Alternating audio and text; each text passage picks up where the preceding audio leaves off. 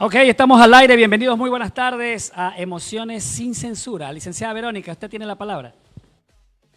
Hola, ¿qué tal, amigos? Muy buenas tardes. Reciban un caluroso saludo desde Guayaquil, Ecuador. Literalmente, caluroso saludo.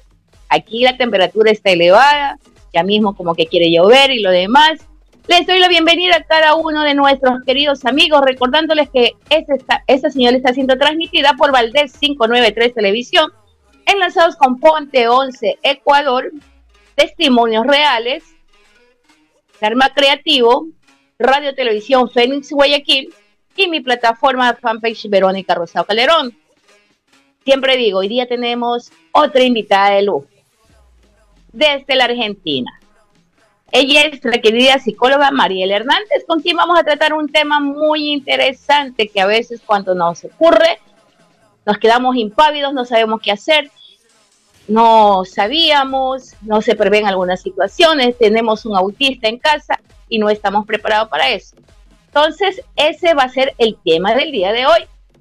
Pero recuerde algo, que si de pronto a usted no le gusta ver esa realidad, no huya, sea más valiente y quédese aquí, no le tenga miedo. A veces el miedo nos detiene, es paralizante.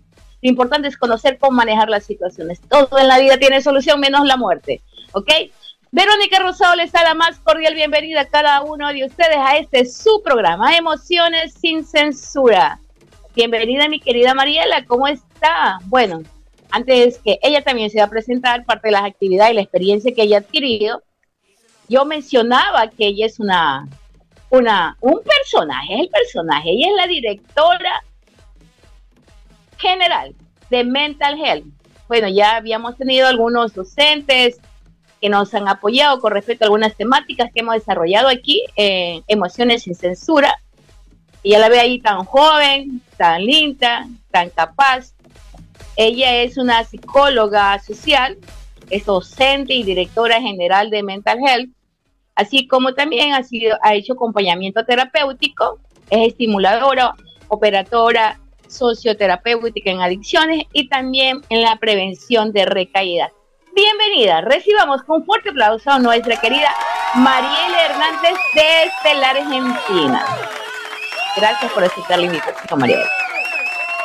No, por favor, es un gusto, gracias a usted. No hay mucho más para agregar, y la verdad que es un profundo honor estar acompañándola a usted y a quienes la siguen. Como dijo, es un tema bastante... hasta hubo un determinado tiempo que fue también un tabú en la sociedad hablar sobre autismo. Se lo tenía en cuenta directamente como una enfermedad, obviamente que con el transcurso de los años y teniendo muchos estudios de por medio, ha sabido que no, que es una condición. De hecho, hasta cuando se hablaba de trastorno nos quedaba bastante más confuso, porque cómo era eso de que un trastorno, qué era lo que trastornaba en nuestra mente.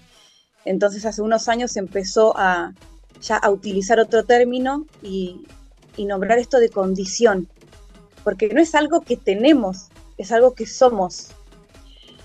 No es algo...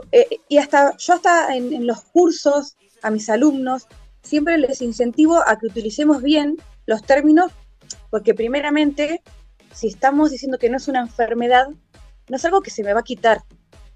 Entonces, es conveniente hasta decir no persona con autismo, sino persona autista, así como bien dijo usted al presentar el tema.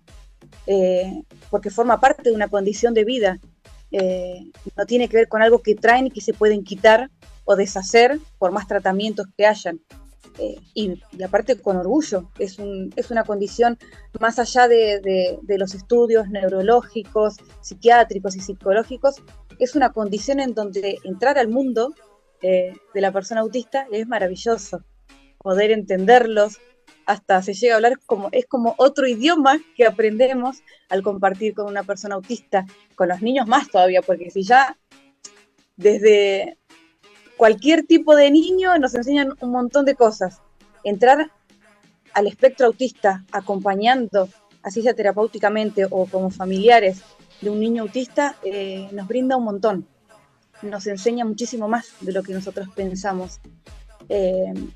Por eso yo siempre les digo, digamos personas autistas, partiendo primero desde eso, y no decir personas con autismo.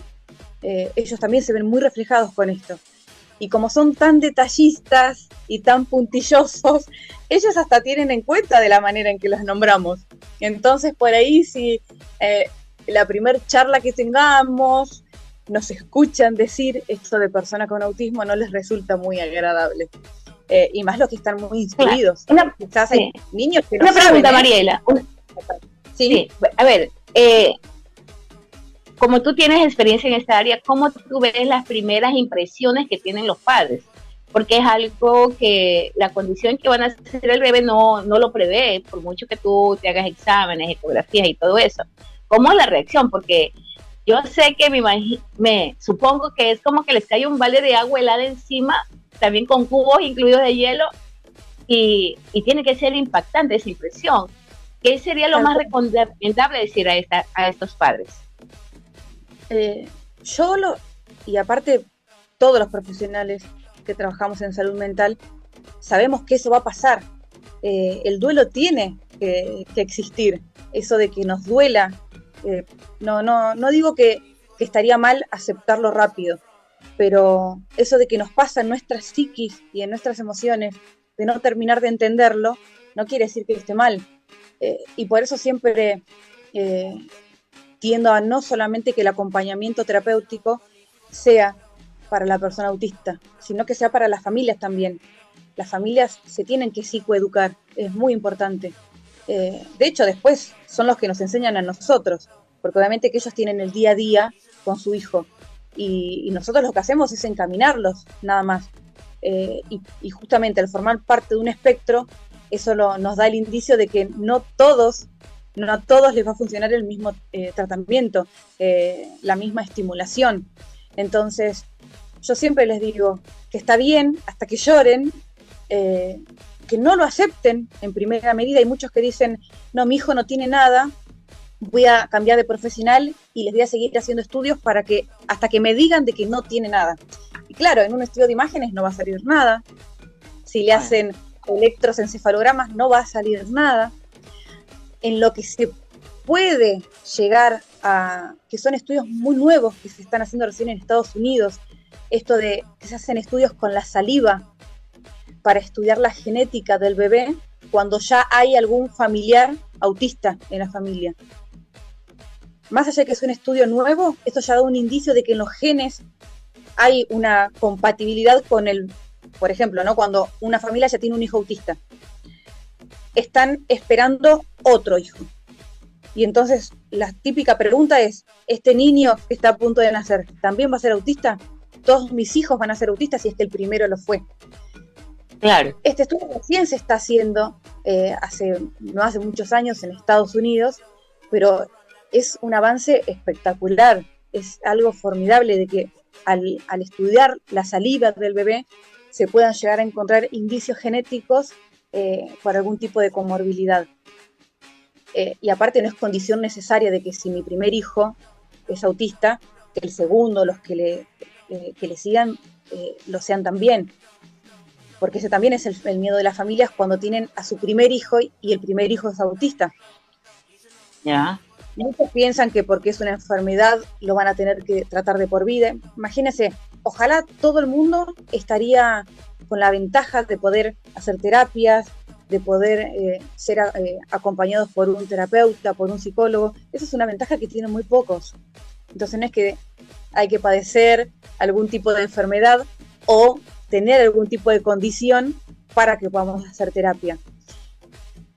Le puedo llegar a decir de que las familias de los autistas son los que más se instruyen, los que más saben, los que más se empapan en el tema y los que nos terminan enseñando un montón. Son los que hacen más prevención en las familias, porque cuando hay familias que son negadoras por este tema de no aceptar la condición del hijo y dicen voy a seguir visitando profesionales, les achican un montón la ventaja para que ellos puedan seguir avanzando, porque necesitan de una estructura distinta, de un tipo de educación en donde se tenga en cuenta su condición.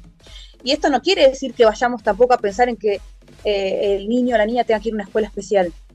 De hecho, ni siquiera adhiero a las escuelas especiales. Acá en Argentina tenemos como la escuela, obviamente, a la que se le adhiere a decir normal, entre comillas, ¿Ya? porque ¿dónde está el rango, no el parámetro de lo normal?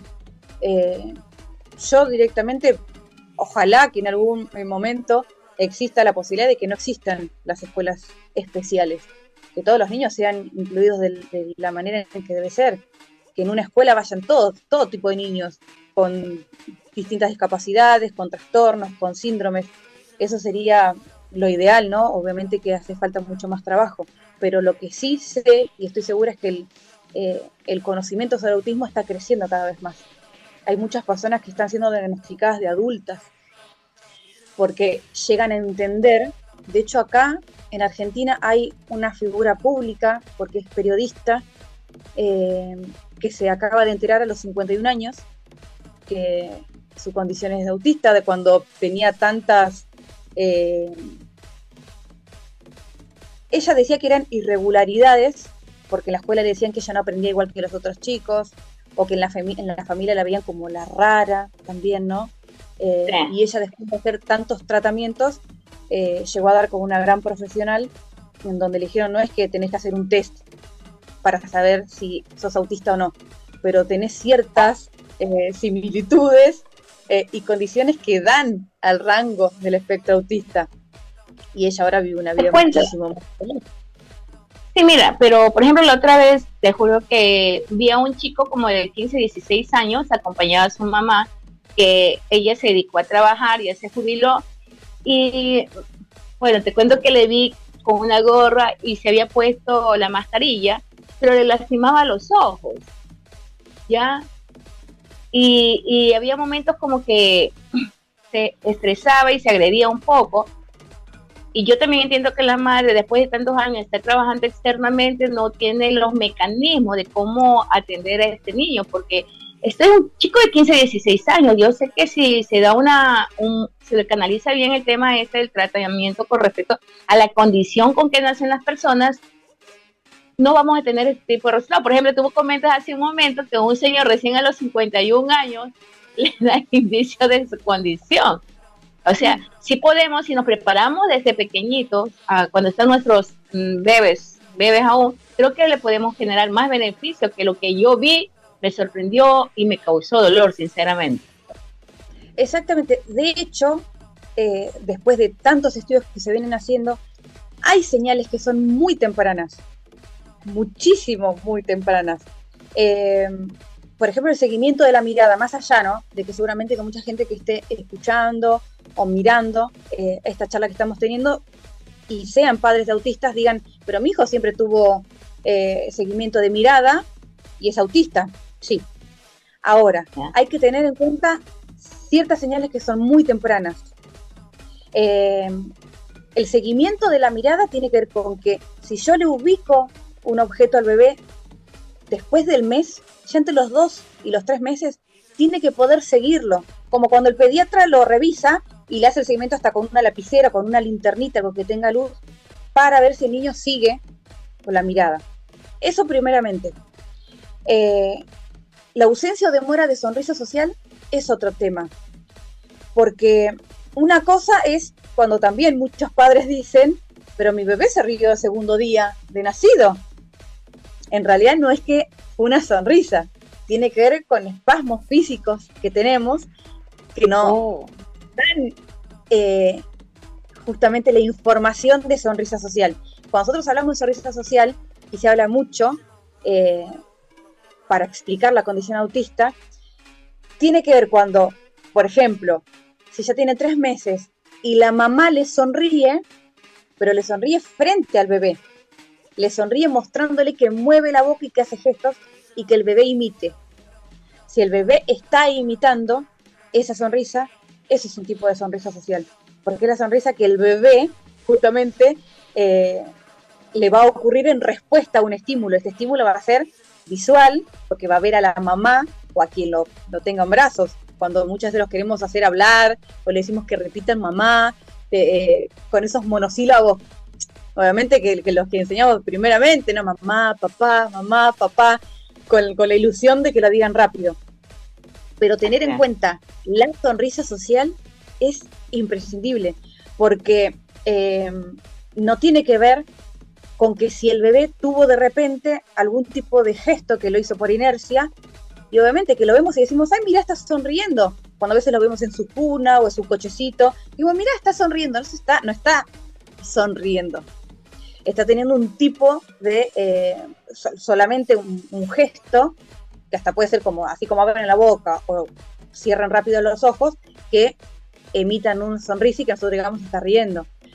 Si nosotros podemos reconocer estas dos señales, como el de el seguimiento de la mirada, como el de la sonrisa, en este caso que es bastante particular, yo encima, como obviamente sé que la charla no es tan larga, yo estoy acostumbrada a dar por ahí charlas muy largas, me fui como tomando nota de lo que sé que les va a ser importante, porque por ejemplo el tener en cuenta las neuronas espejo, que esto quiere decir que cuando los chicos ven y imitan, es lo primero que se tiene en cuenta para una persona que se le están viendo indicios que por ejemplo no tiene seguimiento de mirada, que yo le estoy haciendo sonrisas y ya tiene 4 meses y digo, ¿cómo puede ser que no se ría?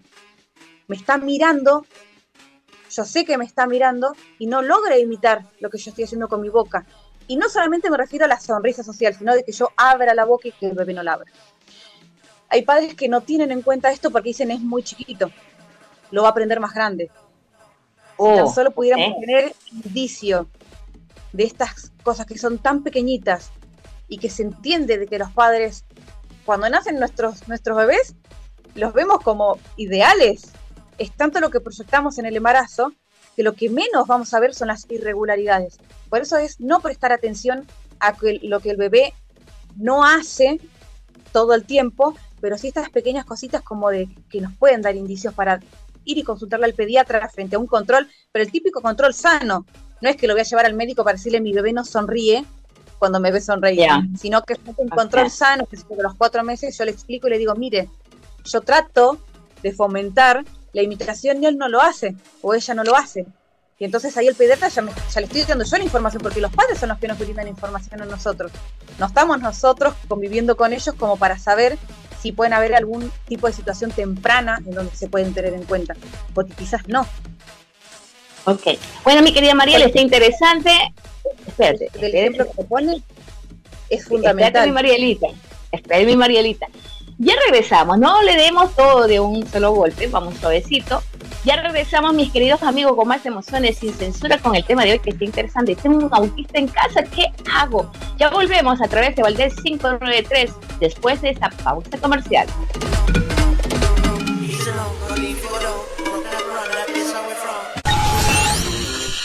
Inicio de espacio publicitario. Torglass. Somos fabricantes de todo en vidrio templado, balcones, pasamanos, escaleras de vidrio templado laminado, cabinas, cortinas y puertas para baño. Somos especialistas en fabricación e instalación de ventanas, ventanales, curvos y rectilíneos, diversos modelos de mamparas divisorias, fabulosas paredes de espejo, increíbles cubiertas y pisos de la más alta calidad en vidrio templado. Somos Torglass. Hola, hola, hola, yo soy Alan Martru. Y yo, Lady Marín Lainez. Y ya estamos en Mucho Más que Farándula, segunda temporada. Mucho Más que Farándula, tu programa musical para toda la familia.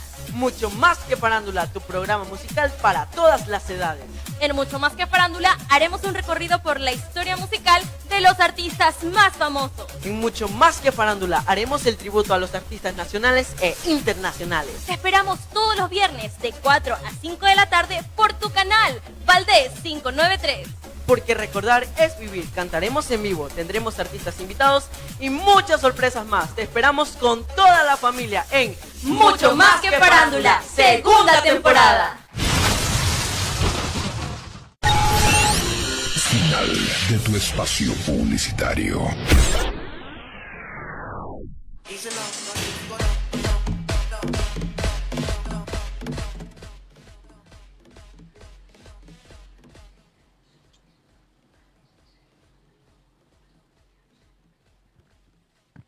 Ya estamos de vuelta, Vero. Bienvenidas nuevamente a todas las personas que se están conectando, que están dejando sus mensajitos Atenta, Verónica Rosado y Marielita Hernández. Sí, aquí estamos de regreso con el tema de hoy. Tenemos una profesional de lujo, una invitada de lujo. Desde la Argentina nos está acompañando. Ellos tienen 2 horas de adelantadas, ¿no? En comparación con el horario ecuatoriano. Ok, muchas gracias. Vamos a hacer un resumen para los que recién se están conectando en este momento. El autismo como tal no es una enfermedad, es una condición. Entonces no desesperemos los papacitos si estamos atravesando aquello. Es duro la aceptación, pero es la única manera en que nosotros podamos hacer lo más adecuado para mejorar esa condición de vida que tiene nuestro hijo autista o familiar autista. ¿Okay? También nos había indicado Mariela en su momento sobre las investigaciones que se están realizando, que hoy en día también lo puedes prever la situación con pruebas salivales, me estaba indicando. Entonces, bueno, continuemos. Aquí más De que hecho, hablar... Hasta le podemos dar como una definición y bien dijo usted, ¿no? Porque hay muchos que se asustan frente a lo desconocido. Es algo que tenemos como seres humanos que somos, ese miedo al cambio, esa resistencia al cambio, miedo a la pérdida. En este caso, son situaciones que le pasan a los padres. ¿Y por qué miedo a la pérdida?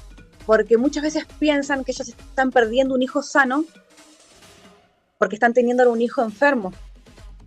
Porque muchas veces los dicen, de bebito era normal, ¿no? Eso también de utilizar tanto la palabra normal, que habría que empezar a quitarla de nuestro vocabulario, primero porque es hiriente para las personas que tienen algún tipo de condición, para las personas con discapacidad, con distintos trastornos, con distintos síndromes. Es hiriente cuando hacemos la discriminación de entre lo normal y lo anormal, y en el grupo de los anormales vienen a parar las personas con distintas discapacidades, y cuando no debe ser así.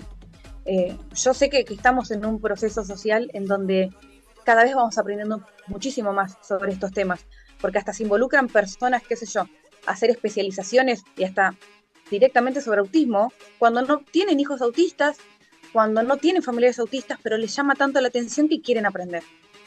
Eso para mí tiene un valor, pero inmesurable, porque no tenés que estar primero con el tiempo, tanto que lo que vale más en la vida de un ser humano es el tiempo, y hay personas que se lo toman con mucho respeto y dicen, yo quiero saber de este tema y no tengo hijos autistas ni ningún familiar. Si nosotros le damos una definición fácil, clara, para que las personas entiendan, sabemos que podemos obviar hasta la palabra de espectro, ¿no? Y empezar a nombrar más la palabra condición, ¿no? Al correr de los años, todos estos estudios nos llevan a avanzar. Y esto tiene que ver meramente con lo social, con justamente incluir más, dejar de integrar tanto, porque integrar es fácil, la inclusión no es fácil, y hay que tomársela en serio. Yo voy a entender que esta condición va a estar presentada por desafíos en la comunicación, por desafíos en la interacción social, en la flexibilidad de pensamiento. Esto no quiere decir que va a haber falta de comunicación, falta de interacción y no va a haber pensamiento en la persona autista. No, pero sí hay ciertos desafíos que ellos tienen, desafíos en sus comportamientos, en todo el procesamiento sensorial. Por eso el ejemplo también que pone usted, ¿no? Y que frente a muchas personas, acá no quiere decir con que les evitemos esas estereotipias que tiene el autista, que muchas veces el aleteo de las manos, el balanceo, según cómo utilizan las cosas, sus juguetes, que hay veces que hasta eso son indicios, ¿no? Usar todo en filitas, por ahí vos le das para que juegue con bloques y haga castillitos, y lo que va a hacer ponerlos en hilera, porque esa es la manera en que ellos lo ven correcto. Su acomodo sensorial en ese caso es ese. Y no hay que evitárselos, hay que enseñarles a que ellos puedan desafiarlos, a que sea sin autolesiones, cuando por ejemplo, si en este caso cuando hay muchas veces que tienen esta falla en su procesamiento sensorial, y entonces se tapan los oídos, pero hay muchas veces que se tapan sus oídos con los deditos metiéndoselos adentro y lastimándolos adentro. Eso de usar las orejeras es uno de los elementos fundamentales que tiene que tener la persona autista. Hasta los adultos suelen llevárselos en una carterita, en sus mochilas, porque esa sensación de ruido molesto, imagínense que por ahí si nosotros estamos nerviosos y decimos, ay, no soporto ya tantos ruidos o me duele en la cabeza. Imagínense con ellos cuando presentan estos desafíos, cuando tienen esta falla, pero que no quiere decir que no exista en su procesamiento sensorial, sino que lo tienen distinto al nuestro, y que muchas veces y en muchas ocasiones la persona puede llegar a tener esta hiposensibilidad o hipersensibilidad, que tiene que ver con los distintos sentidos. Por ejemplo, quizás ellos escuchen un ruido, un determinado ruido, como por ejemplo el de un silbato, y por ahí vos le digas, no está sonando tan fuerte, pero no tiene que ver con el ruido que está haciendo, con el volumen, sino con el tipo de sensación que le está dando escuchar ese sonido, nada más. Entonces, sé que desafíos en el comportamiento, en la flexibilidad de pensamiento, de interacción social, que en muchas ocasiones provoca hipo o hipersensibilidad. Ya son parámetros que yo tengo en cuenta y que por ahí, que nos esté escuchando diga, yo a veces noto que mi hijo frente a un ruido en particular se tapa los oídos rápido. O me dice, mamá, no lo soporto. Y por ahí yo le digo, si no está sonando tan fuerte. Y cuando deja, o por ahí cuando tenemos la tele prendida y por ahí en alguna propaganda determinada hay un sonido o un tipo de música, o a veces de silbatos, el chillido de las sillas, las maderas cuando está por ahí medio flojita y hacen ruido. Y vos decís, ¿cómo puede ser que provoque esto? Son cosas que podemos ir teniendo en cuenta poco a poco. Lo que yo adhiero un montón es a enseñar sobre la cotidianidad de los días. Así como me decía usted, como me citó para la charla, y que claro, es la base de nuestro encuentro, porque quizás para hablar sobre autismo y las distintas definiciones o sobre estudios que se hacen, por ahí hasta podemos agarrar un montón de libros, pero capaz que la parte no es la idea. Esta. Sí, es cómo el padre va a manejar la situación. Y me parece muy interesante la experiencia que tiene la Argentina, porque me dice, primeramente hay que modificar la manera de hablar. Él no está enfermo, no es un enfermito. Es una condición de vida que tiene, y frente a esa condición de vida vamos a ver cómo vamos a conducir a este chico o a esta chica, a fin de que se desarrolle de mejor manera y que no necesita una escuela especial. Ya que tranquilamente puede ir a una escuela, obviamente significa que el padre tiene que incrementar una alta dosis de tolerancia. Nada más, no se espante. Totalmente. Sí, y está muy atinada en lo que está diciendo, porque si nosotros no podríamos mantener nuestros niveles de tolerancia, y en la primera de cambio, como decimos acá en Argentina, me voy a tildar, yo no digo de que en primera plana no nos pase, porque frente a una situación, frente a lo desconocido, yo me tildo y no quiero saber más nada, entonces ahí es cuando empiezo a negar. El tema es que alguien nos lo haga saber, porque ¿cómo hacemos nosotros para entender que si la primera parte es de la negación y está bien, ¿cómo salgo de eso? Es por eso que nosotros le damos tanta importancia al acompañamiento social. Y es eso lo que estudia la psicología social, el comportamiento de un individuo frente a sus vínculos, frente a una sociedad, frente a un otro, porque nos hacemos con un otro.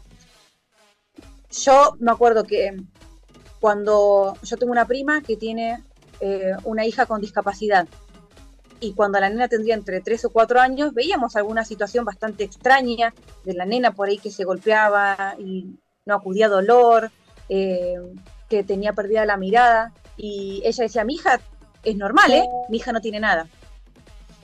Pero después de que amistades, sus hermanas, mi tía, su mamá se lo decían, se dio y llevó a su hija al médico. Y ahí le dijeron, no es autista, tiene un tipo de retraso madurativo, tiene epilepsia focal, pero le dijeron, si lo hubieras traído antes, cuando vos seguramente que notaste estas situaciones en tu hija, hubiera avanzado muchísimo más. porque es tanto lo que en nuestra psiquis se maneja en esa primera infancia, que es de 0 a 6 años, que nos dan la ventaja hasta de por vida.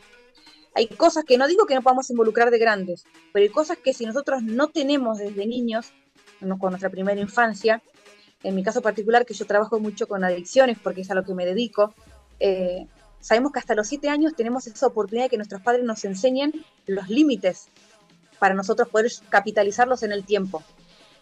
Entonces, cuando las familias sí aceptan y tienden a acceder a un tipo de psicoeducación y decir, bueno, acepté después de que lloré y hasta después de que me negué y no llevé más a mi hijo al médico, pero es hora de encaminar otro rumbo. Y hay ellos que hacen... Una pregunta. ¿Qué hago en casa? Sí. Antes de entrar a esa parte, ¿qué haces en casa? ¿Qué es lo que más aterra al familiar? ¿El que su hijo tenga esa condición? ¿O qué van a decir mis amigas? ¿Qué van a decir mis vecinos? ¿Qué van a decir mis familiares? Exactamente eso. Porque lo primero que dicen es, ahora ¿cómo hago para llevarlo a la escuela? Sus compañeritos le van a hacer bullying. Cuando crezca no va a tener novio, no va a tener novia. No lo van a incluir en grupos de amigos, no lo va a poder llevar a hacer un deporte, porque lo van a aislar. ¿Para qué deporte será bueno? Si se va a lastimar y se va a arrinconar. Eso, y qué atinada esa pregunta, porque es a lo que más van. No es el tipo de situación, yo no digo que después no lo piensen, pero no es como en el primer pensamiento. Para nada es cómo ahora mi hijo va a solventar su vida con sus habilidades, cómo la vamos a fortalecer, cómo vamos a tener en cuenta sus limitaciones. No, es cómo lo va a ver la sociedad, o cómo le digo ahora a mi familia cuando encima se deja pasar un tiempo y qué sé yo, los empiezan a atender a los 4 o 5 años, cuando por ahí tuvo la madre o una hermana que le dijeron, yo estoy viendo situaciones que me parecen bastante particulares, y hasta ahí, bueno, empieza también un periodo de frustración, de culpa. Capaz que yo lo podía haber salvado si empezaba antes. No tiene que ver con la salvación de nada, pero sí tiene que ver con que si acepto a mi hijo y acepto su condición, el resto va a venir después, y enseñarle a las personas que mi hijo primero es una persona, su condición lo va a acompañar de por vida, y hay una particularidad con el autista que dice, yo, cuando ya son adultos y entienden, yo soy autista y no cambiaría mi condición por la de cualquier otra persona. Hay muchos autistas que llevan la prevención a las escuelas para que las familias, no porque el autismo se pueda prevenir, sino porque hay situaciones que se pueden prevenir cuando ven que el niño se empieza a autolesionar, porque suele pasar, y entonces la mamá diga, no, se pone nervioso y por ahí solamente se muerde, no pasa nada, después se le pasa y bueno, se cicatriza y listo. Y sigue como esa nube acá frente a mis ojos, en donde las familias no quieren acceder a ningún tipo de comentario, opinión de nada, y es tal cual lo está diciendo usted, es cómo lo va a ver la sociedad, lo van a aceptar o no, lo van a querer o no, hasta ahí piensan muchas veces, yo no voy a ser abuela, mi hijo así no va a tener pareja, no se va a casar, y es como que se hace proyecto, ¿sí? Y yo no digo que esté mal que tengan esos pensamientos, pero sí empezar a despojarlos de a poco con la psicoeducación, porque si yo me planto en eso, yo le estoy dando esa educación a mi hijo y ya lo estoy encuadrando yo misma. Quizás en su futuro va a ser maravilloso. Pero sí, pero lo que pasa es que me imagino, supongo, no he tenido esa experiencia, pero es un mecanismo de defensa, la negación aún, y te dedicas a perder tiempo en el futuro y porque no tienes las herramientas en el presente. Entonces ya volvemos con el tema de las herramientas con respecto a esta realidad, que no es enfermedad, señores, por amor a Dios, es una condición como nacen estos chicos, estas chicas. Ya volvemos más después de este corte comercial aquí en Valdés 593, su programa Emociones sin Censura.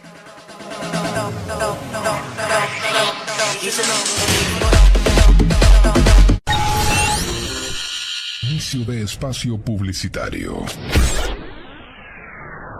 Torglass Glass. Somos fabricantes de todo en vidrio templado, balcones, pasamanos, escaleras de vidrio templado laminado, cabinas, cortinas y puertas para baño. Somos especialistas en fabricación e instalación de ventanas, ventanales, curvos y rectilíneos, diversos modelos de mamparas divisorias, fabulosas paredes de espejo, increíbles cubiertas y pisos de la más alta calidad en vidrio templado. Somos Door Glass. Hola, hola, hola, yo soy Alan Martru. Y yo, Lady Marín Lainez. Y ya estamos en Mucho Más que Farándula, segunda temporada. Mucho Más que Farándula, tu programa musical para toda la familia. Mucho Más que Farándula, tu programa musical para todas las edades. En Mucho Más que Farándula haremos un recorrido por la historia musical de los artistas más famosos. En Mucho Más que Farándula haremos el tributo a los artistas nacionales e internacionales. Te esperamos todos los viernes de 4 a 5 de la tarde por tu canal Valdés 593. Porque recordar es vivir. Cantaremos en vivo, tendremos artistas invitados y muchas sorpresas más. Te esperamos con toda la familia en Mucho Más que Farándula, segunda temporada. Final de tu espacio publicitario.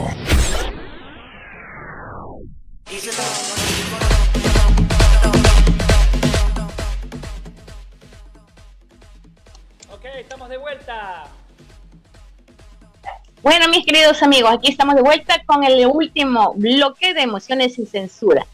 El tema realmente es interesante, espero que les ayude en realidad, porque aquí tenemos que aprender a manejar nuestras emociones con las soluciones, ¿ok? El tema del día de hoy, les recuerdo, es: tengo un autista en mi casa, ¿qué hago? Nuestra querida psicóloga social desde la Argentina nos está colaborando, Mariela Hernández, quien además es la directora general de Mental Health, con quien vamos a llegar a un acuerdo como la Fundación Vida, Amor y Paz. Bueno, mi querida, ya hemos visto algo. ¿Cuáles son las soluciones? ¿Cuáles son los caminos a seguir que debe tener el familiar con respecto a esta condición de vida de esta persona? Empezando por lo básico, y hasta parecería tonto explicarlo, pero hay muchas familias que obviamente se encuentran en la nada misma cuando ya tienen un diagnóstico. Es lo que primero se busca, ¿no? Muchos por ahí tienden a decir que no hablemos tanto sobre diagnóstico, pero yo particularmente pienso que sin diagnóstico no puede existir tratamientos. Necesitamos de una base que nos sostenga lo que viene a futuro. En este caso particular, son como hasta tips, se pueden decir, caseros, porque si estamos hablando de condición, y no estoy diciendo de que me tengo que mudar de casa, irme a otro país donde mi hijo lo acepte, donde mi hijo haga deportes, para nada. Partimos desde que es importante tener en cuenta de que nuestra casa, nuestra primer matriz de aprendizaje, como decimos en psicología social, que es nuestra familia,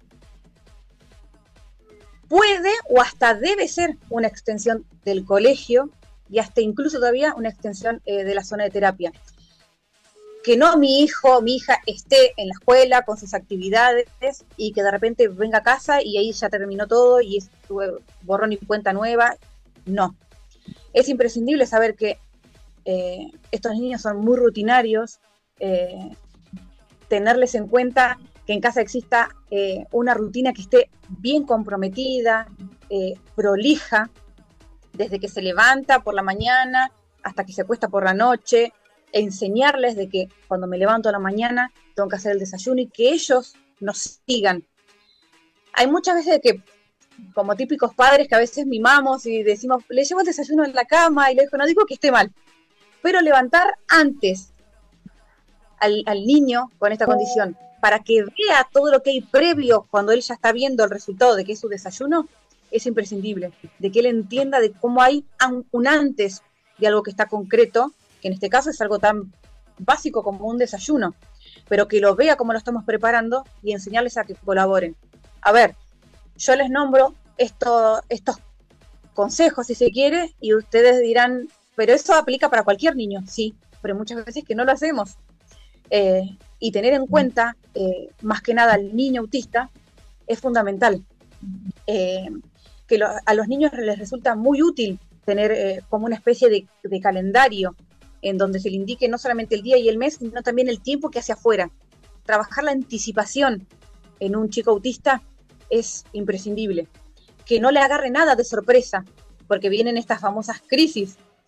Si yo le digo que vamos a ir a la escuela después del desayuno, le tengo que decir cómo vamos a ir a la escuela. Si nos viene a buscar un bus, si nos vamos en nuestro coche particular, si te hacer que vamos a ir caminando, pero que sepa lo que va a venir después.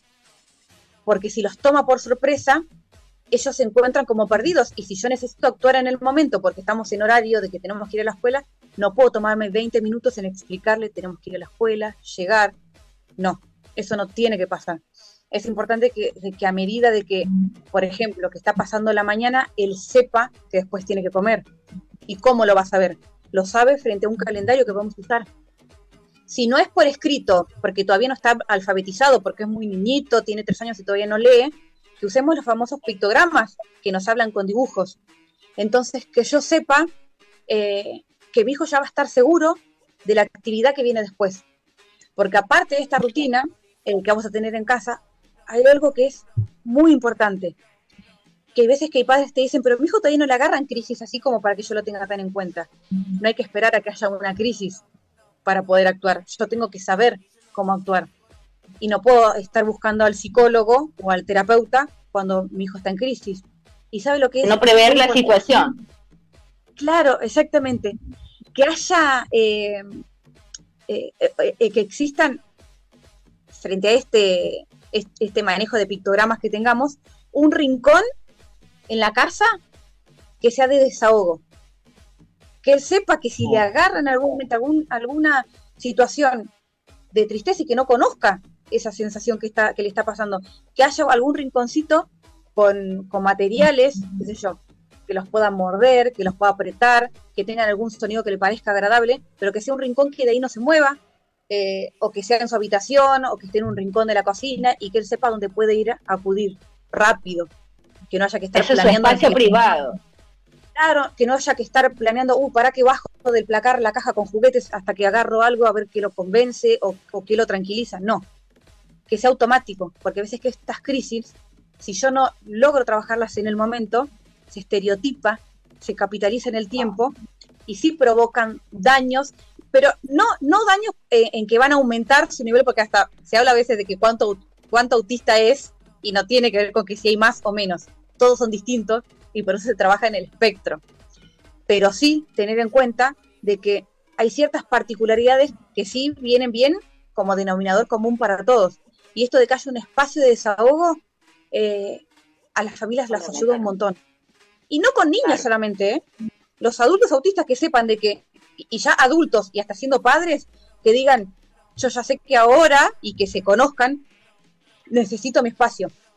Y que sus hijos entiendan de que ese espacio es de la mamá o del papá, y que ahí ellos están para preservarse, para reservar sus emociones, porque eso no quiere decir de que por autista que sea, tengamos que estar divulgando lo que le está pasando, o haciendo saber, mira, le agarró una crisis, esto es lo que le pasa cuando le agarra una crisis, te enseño para después que aprendas. No, eso no es, eso aprenderlo psicoeducándote o haciendo un taller. Hay muchas mamás que les enseñan así hasta a sus niñeras, y les dicen, quiero que te quedes hasta que le dé una crisis para que aprendas. No, si no es un experimento, el chico.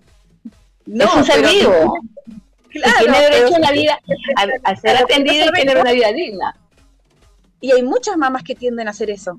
O a querer quedarse en el jardín y decirle a la maestra, no, yo me voy a quedar hasta que le dé una crisis para que vos sepas lo que tenés que hacer. Y es por eso de que yo hablo tanto de la inclusión, porque hay maestras que no están preparadas, hay mucho personal docente que no está preparado, que obviamente que esto no tiene que ver con culpas. Nosotros venimos, por ejemplo, si tenemos maestras jardineras ahora, ¿no? Del preescolar, de la primera etapa de la escuela, que no saben sobre temas, se recibieron hace 40 años. Hace 40 años no se hablaban de estos tipos de condiciones. Pero porque se escondía. Claro, tal cual, porque de que existía, obviamente que fue teniendo otro tipo de estudios, en donde ya se le puso un nombre, porque antes hasta estaba como diferenciado entre el Asperger y el autismo, cuando ahora ya se habla solamente de autismo, sabemos que Asperger no lo nombramos más, pero hay muchas maestras que con 40 años de profesión tienden a querer seguir y dicen, es la primera vez en mi vida que tengo un alumno autista y es el último año que tengo porque ya me jubilo. ¿Y ellas qué hacen? Se capacitan por ese solo niño que tienen porque les quieren dar apoyo, porque quieren aprender. Y no les importa que sea el último que tengan. Y yo las aplaudo porque yo digo, estás en tu último año, estás para jubilarte, son señoras mayores, y lo hacen con mucho amor. Yo pienso que todo lo que se inicia con amor va a terminar con amor siempre.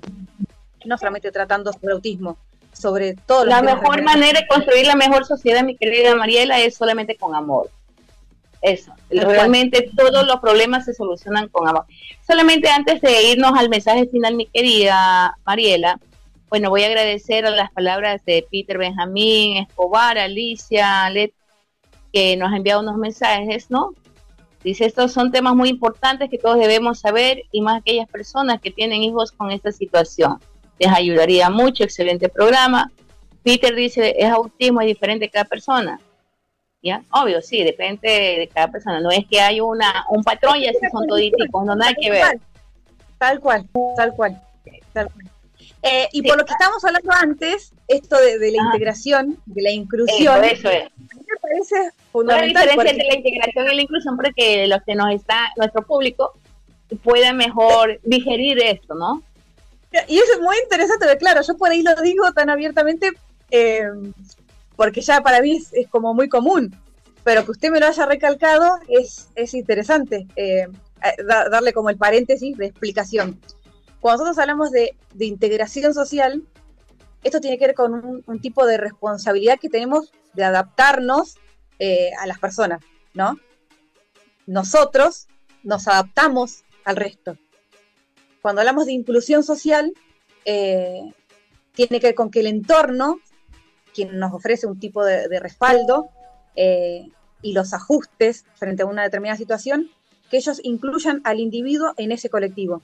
Yo lo traigo hacia mí. No es que yo necesito estar cambiándole cosas, yo lo traigo hacia mí porque somos parte de un todo. Antes siempre se hablaba de integración en las escuelas. Integrador para mí es un trabajo práctico de una materia. Cuando hablamos de personas no podemos hablar de integración. Integrar es integrar libros en una biblioteca. Cuando hablamos de personas especiales son las pizzas, porque especiales no son las personas. Especiales las pizzas, y como cuando hablamos de toxicidad, tóxico, la lavandina y el detergente. No, eso no es así. Porque si después nos ponemos palabras en nuestro vocabulario, nosotros mismos les damos a nuestra percepción cerebral la información equivocada. Entonces, si aprendemos a incluir, yo ya sé que todo mi entorno está preparado para recibir a cualquier tipo de persona. Si todos somos distintos e iguales a la vez. Entonces, ya se perdió este vocabulario en las escuelas, por suerte, porque si estamos hablando de integración y decían, vamos a integrar a este chico, ponían de ejemplo. Y después por ahí venía una maestra de una determinada materia y decía, hoy hacemos un trabajo integrador. Entonces, integrada la materia frente a un trabajo práctico. ¿Y por qué lo estoy comparando también con una persona? No, sería muchísimo más, mucho más hasta responsable, respetable que una persona le escuchemos hablar sobre inclusión. Yo después, si usted tiene un grupo particular, yo le voy a preparar material, porque como la charla se pasa volando, se lo voy a hacer que usted lo comparta con quien quiera, si usted lo quiere leer también, se lo voy a preparar yo, escrito por mí, con diferentes autores que son muy importantes de leer, porque mientras más se lleve a viva voz todos estos temas, más le colaboramos a la sociedad. Porque ¿para qué voy a saber algo yo y me lo voy a guardar si no lo puedo compartir? No estaría siendo eficiente con lo que yo quiero, al menos para mi vida y para la vida de mis hijos. Perfecto, mi querida. Oye, de verdad que estos temas son muy interesantes, el tiempo se acorta, siempre queda como un pendiente, espero poder atender para esta parte, ¿no? Porque yo sé que me van a llegar muchas preguntas, porque ustedes han desarrollado una mejor atención frente a esta condición de vida de estos chicos autistas. Acá todavía nos falta, ¿no? Pero hay cosas positivas que nosotros podríamos replicar ajustando nuestra realidad. Entonces le tomo la palabra a mi querida Mariela, su mensaje final para ya podernos despedir. Oh, el tiempo se pasa volando. Se pasa volando. Primeramente, y como repetidamente le agradezco estos espacios. Para mí son de los más importantes, porque imagínense que ni lucro por medio hay. Y no digo de que esté mal cuando se capacita, no que lo haya, pero el hacerlo con tanta responsabilidad, con tomarse el tiempo. Y le voy a contar a la gente, por más que no lo sepa, de que el detrás de escena, el trabajo que hay en lo que pone atención Verónica, que las luces, que el audio, que se vea bien, de que se aprecie a quien ella está invitando, eso para mí es toda señal de respeto y de responsabilidad por lo que se hace. Así que yo desde mi lugar lo único que tengo para decirles es gracias y que la felicito por todo el trabajo que hace. Gracias mi querida psicóloga. Un gusto, un privilegio tenerla aquí. Tenemos a la principal de Mental Health. Aquí las puertas siempre van a estar abiertas para ustedes, para que nos ayuden porque la parte psicoemocional de todas las personas es vital. Es demasiado, nos hace falta salud mental. Eso no significa que estemos locos, no, estamos poquito nomás, no, tampoco. Necesitamos aceptar esa realidad y qué vamos a hacer frente a esa realidad. Entonces cada uno de ustedes difundan, porque son temas interesantes. Necesitamos ayudar a muchas personas que desconocen este tipo de soluciones que se pueden dar. Por mi parte, mi querida Mariela, muy agradecida, un privilegio. A cada uno de ustedes, mis queridos amigos públicos, los amo mucho. Gracias por acompañarnos de lunes a viernes de 3 a 4 de la tarde. Cada día se va desarrollando temas que siempre me están quedando en pendientes, no los termino. Ok, chao, mis amigos. Gracias, mi querido productor Raúl Valdés. Usted ya sabe, nosotras transmitimos a través del canal digital Valdés 593, enlazándonos con Ponte 11 Ecuador, Emociones sin Censura, Fundación VAP, Radio Televisión Fénix Guayaquil, Dharma Creativo, Testimonios Reales. Mi querida Venus, un besote, te vamos a tener el lunes aquí en el programa, también quedo pendiente de lo tuyo. Un abrazo, se los ama mucho. Gracias, mi querido Raúl Valdés.